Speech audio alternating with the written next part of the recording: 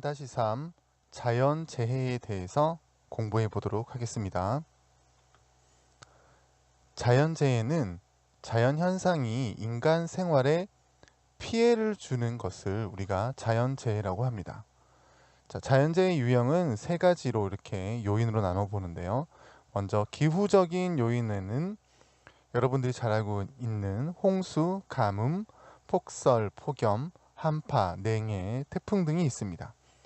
지형적인 요인은요, 우리나라에서도 얼마 전에 지진이 이제 일어났었죠.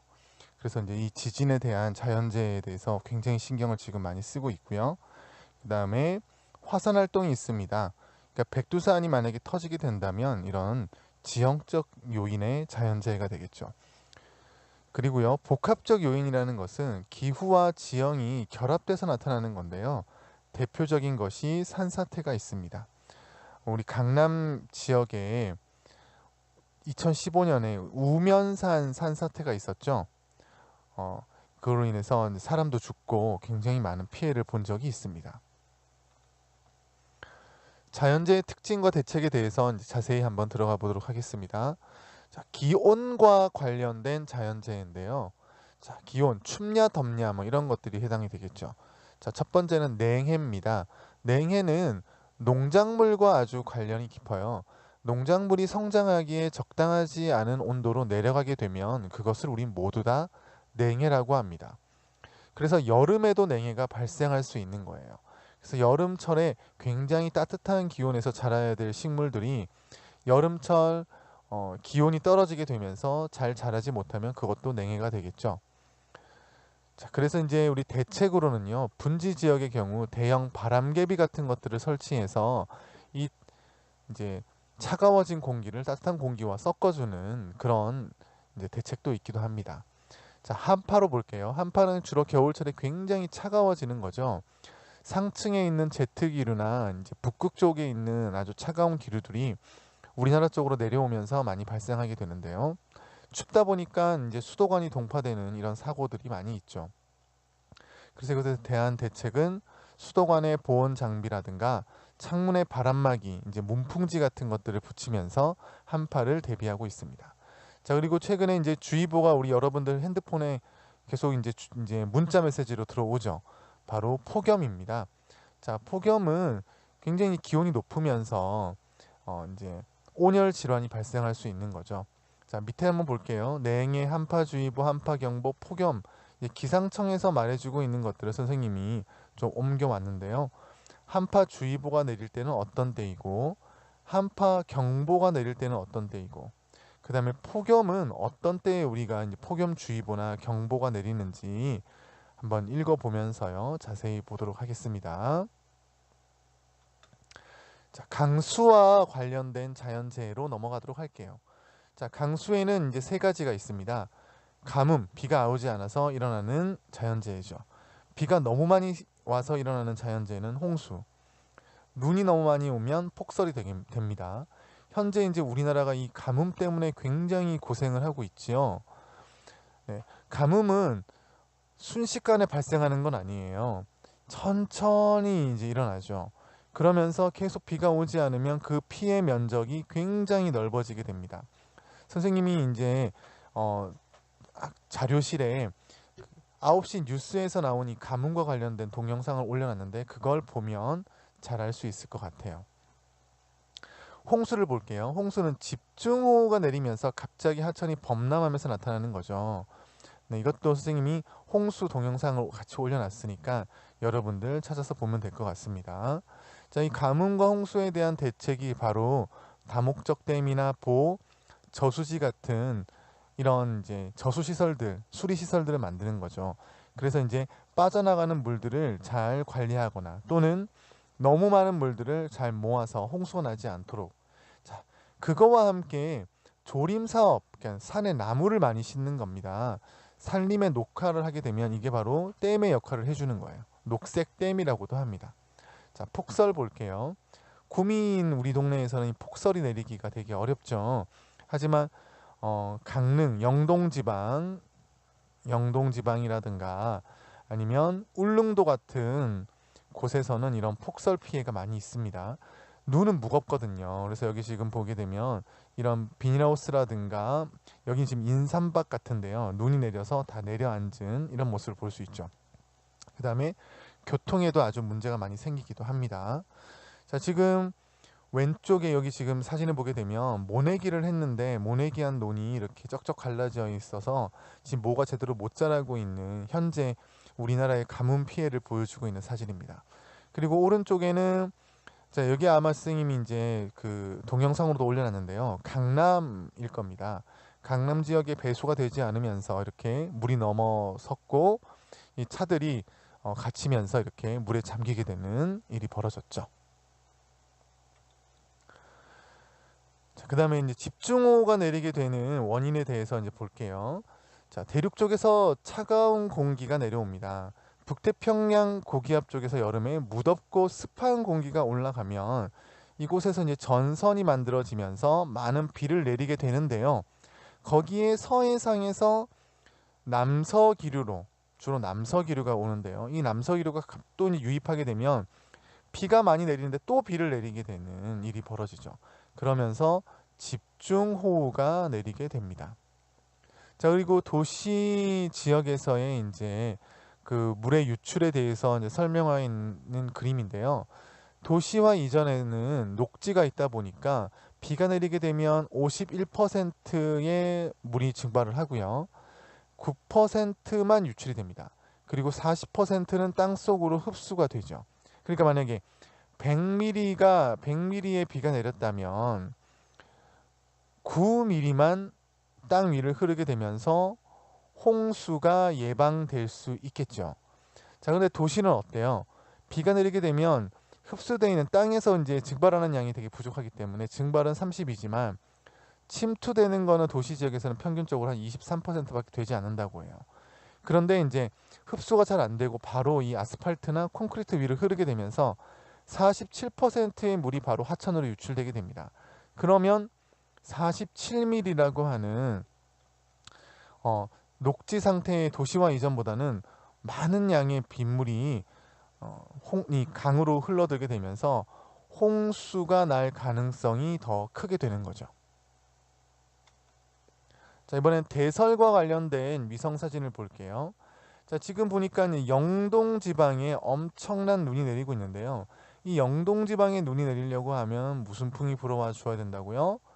북동풍이 불어와 줘야 되는데 지금 눈구름의 모양을 보니까 이런 식으로 이제 북동풍이 이렇게 불어오는 걸 알 수가 있겠죠. 그리고는 태백산맥에 걸리면서 영동 지방에 많은 눈을 내립니다. 자, 그런데 이 북동풍만 불어왔던 게 아니에요. 이 서해안 쪽에 보니까 무슨 풍이 지금 다시 불어가고 있어요? 북서풍도 함께 이렇게 불어가고 있어요. 자, 그렇게 되면 소백산맥의 서쪽인 이 전라도 지역이나 충청도 지방에 지금 눈을 내리고 있는 모습을 볼 수가 있습니다. 자, 근데 지금 보시면 알겠지만 눈구름이 어느 쪽이 더 빽빽하다는 걸 알 수 있어요. 이 영동 지방 쪽의 눈구름이 훨씬 더 짙죠. 영동 지방의 눈이 보통 이쪽에 호남 지방의 눈보다는 훨씬 많은 것이 일반적입니다. 자, 그리고 태풍에 대해서 한번 보도록 할게요. 지금 이 일기돈, 이 위성 사진은요, 작년 8월에 일기예보를 캡처한 겁니다. 자, 여기 보면은 장마전선처럼 이렇게 전선이 걸려 있으면서 지금 비가 안 그래도 내리고 있는 중이에요. 지금 8월인데도 불구하고요. 그런데 일본 밑에 쪽에서 지금 태풍이 하나, 둘, 세 개가 발생해서 올라오고 있는 거죠. 지금 곰파스 같은 경우에는 일본 앞쪽으로 빠져나갔을 겁니다. 하지만 민들레나 라이언록 같은 경우에는 보통 이렇게 오다가 우리나라 쪽으로 휘어서 나갈 수도 있고요. 특히 이 민들레 같은 경우에는 일본으로 빠져나가면 좋겠지만 이렇게 돌면서 우리나라를 관통할 수도 있는 거죠. 자, 태풍은요, 정의를 보게 되면 최대 풍속이 17m/s 이상이 되면 태풍이라고 합니다. 태풍은 우선 이 바람이 굉장히 중요하고요. 가장 이제 엄청나게 이제 강한 바람이 불죠. 그러면서도 이제 비가 함께 동반하는 열대 이동성 저기압이 바로 태풍입니다. 특징은요, 적도 근처의 저위도에서 발생을 해서요, 우리가 있는 이 고위도 쪽으로 이동해서 올라오죠. 자, 태풍의 피해는 어느 쪽이 더 심하냐면요. 밑에 쪽을 볼게요. 자, 우리가 지금 살고 있는 지역은 무슨 풍이 불고 있어요? 편서풍이 불고 있어요. 근데 태풍은 이런 식으로 돌거든요. 근데 이 편서풍과 함께 도는 지역은 훨씬 더 바람이 세겠죠. 그래서 태풍의 눈에서 오른쪽이 바로 위험반원이라 그래서요. 이쪽이 훨씬 더 피해가 큽니다. 그런데 태풍의 왼쪽 편은 이 편서풍과 부딪히면서요. 눈구름이 흩어지게 되고 비도 쩍게 되는 가항반원이라고 합니다. 그래서 이제 항상 우리 태풍이 통과할 때 우리 지역이 태풍의 어느 쪽에 놓이게 되는지에 따라서 그 피해 양상이 다르다는 거 꼭 명심을 해줘야 되겠습니다. 자, 태풍은 주로 여름에 발생하죠. 6월부터 발생을 해서요. 10월까지 옵니다. 주로 이제 7, 8, 9월에 많이 우리나라에 오게 되는데요. 10월에 오는 태풍이 최근에 증가하고 있다고 합니다. 예전에 우리 매미라고 하는 태풍 많은 피해를 줬었죠. 이 매미도 10월에 왔었습니다.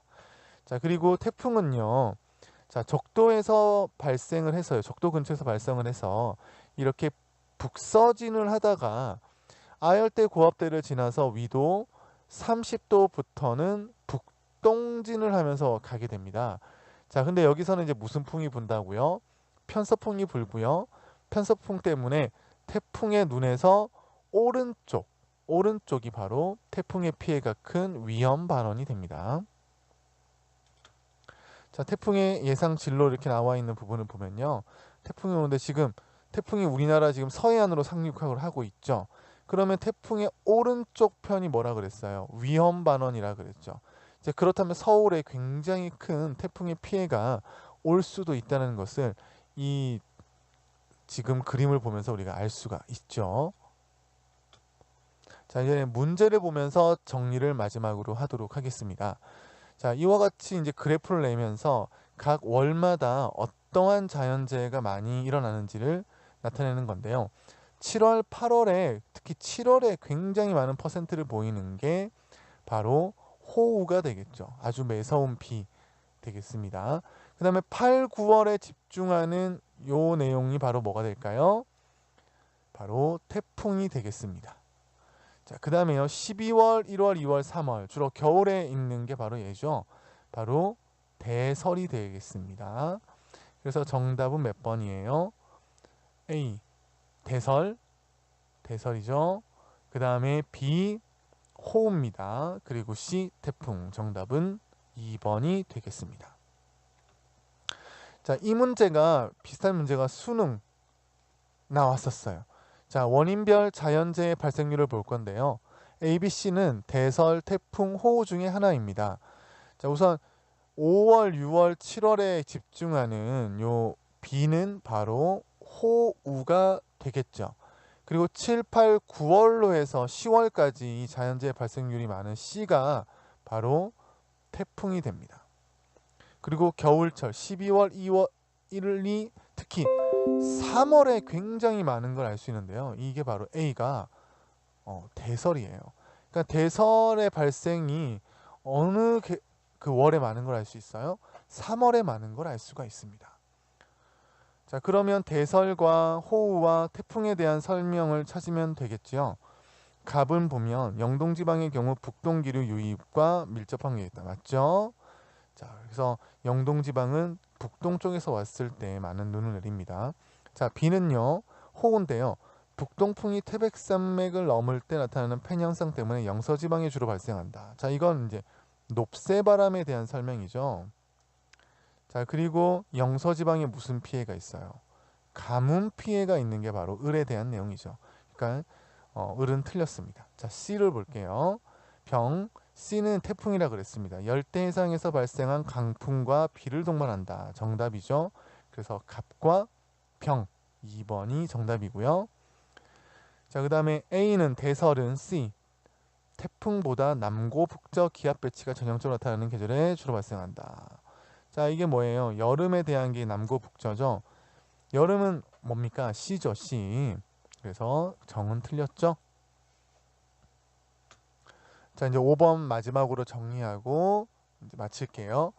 자, 어떤 재해인지 한번 알아보도록 하겠습니다. 자, 재해 대비 요령 보니까 자동차 안에 노약자나 어린이를 홀로 남겨두지 마라.